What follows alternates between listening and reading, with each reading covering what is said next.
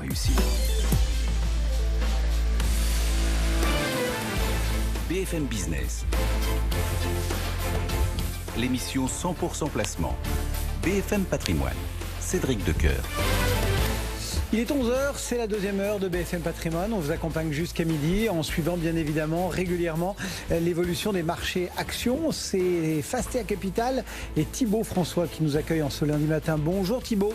Bonjour Cédric. Merci beaucoup de votre disponibilité. Un coup d'œil sur cette tendance. Dites-nous ce qu'on en pense. Ça grimpe encore? Ouais, ça grimpe encore, c'est bien. Le marché gagne 1,3%. En même temps, il y a quand même pas mal de bonnes nouvelles depuis quelques jours.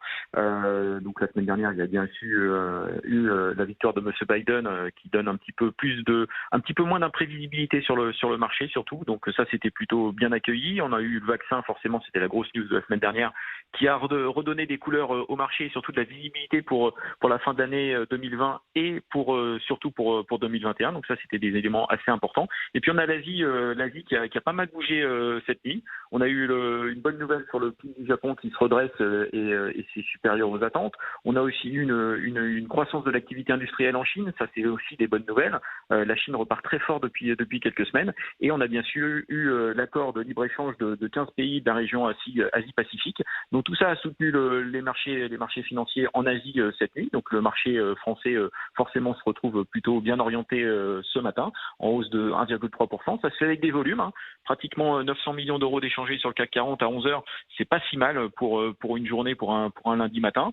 On a eu aussi des bonnes nouvelles d'un point de vue sectoriel avec le marché des banques. Les banques qui progressent bien ce matin. On a BNP qui gagne 2%, on a Crédit Agricole qui gagne un peu plus de 2%. On a Société Générale qui gagne 4%, notamment lié à la cession des activités américaines de BBVA. C'est une bonne nouvelle parce que ça se fait à un prix qui est vraiment assez intéressant.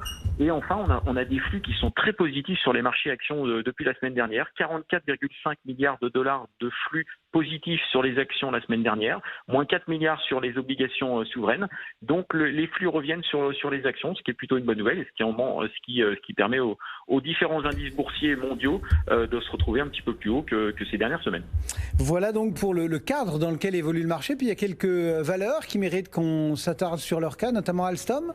Oui, Alstom avait annoncé ses chiffres la semaine dernière, avait été rassurant déjà sur les synergies attendues avec Bombardier, avait été rassurant sur son carnet de commandes qui s'étoffe et donc qui donne un petit peu de visibilité sur l'année 2021. Et ils avaient annoncé qu'une augmentation de capital allait avoir lieu sur la deuxième partie, enfin sur la fin d'année 2020 ou sur le début d'année 2021. Donc ça sera sur cette fin d'année 2020. Augmentation de capital qui a été annoncée ce matin, augmentation de capital de 2 milliards d'euros, donc pour acheter Bombardier. C'est une bonne nouvelle parce que les synergies sont importantes sur le titre. Le prix d'exercice se fera autour de 29,5 €, 3 actions nouvelles pour 10 anciennes. Donc voilà, c'est pas une news fondamentale parce qu'on s'attendait à cette augmentation de capital, mais en tout cas, elle se matérialise et on va enfin passer à autre chose sur le dossier Alstom. Donc là, la fusion va avoir lieu et donc on va repartir sur des éléments beaucoup plus fondamentaux sur le dossier Alstom, qui est un dossier de qualité et nous allons souscrire, nous, en tout cas chez Fastea, à l'augmentation de capital. Voilà pour le cas d'Alstom. Et puis autre valeur qu'on surveille depuis quelques jours comme le lait sur le feu, c'est Unibail. Tout à fait. Unibail, j'ai l'impression qu'elle fait l'actualité depuis le début de l'année. Donc c'est un titre qui a énormément souffert depuis le début de l'année, forcément avec l'arrêt des galeries commerciales partout en France et en Europe et aussi dans le monde. C'est un titre qui a beaucoup baissé. Il y a eu deux stratégies qui se sont mises en place ces dernières semaines entre la direction qui voulait faire une augmentation de capital et céder des actifs dans les prochaines semaines. En tout cas, une stratégie très prudente. Il y a une autre stratégie qui a été mise en place, notamment par l'ancien patron, Monsieur Bressler, l'ancien patron d'Unibail avec Xavier Niel. Donc eux, ils voulaient pas d'augmentation de capital, ils voulaient se recentrer sur l'Europe. L'AG a tranché la semaine dernière, donc ça ne sera pas avec une augmentation de capital. Ça sera donc une cession d'actifs dans les prochaines semaines. Et ça se confirme depuis vendredi. Le conseil de surveillance a un nouveau président, c'est Léon Bressler, donc l'ancien patron d'Unibail, qui revient un petit peu aux manettes. Donc il risque d'y avoir du changement aussi à la tête du directoire dans les prochaines semaines. Je ne sais pas si on s'oriente vers une démission ou une révocation. En tout cas, ça risque de bouger dans les prochaines semaines. Donc le titre réagit très positivement par rapport à ces différentes annonces. On est à 56 € sur Unibail, elle gagne 2% ce matin sur la bourse de Paris, donc c'est un retour qui est assez important, mais on est encore très très loin des plus hauts, on perd quand même 60% depuis le début de l'année.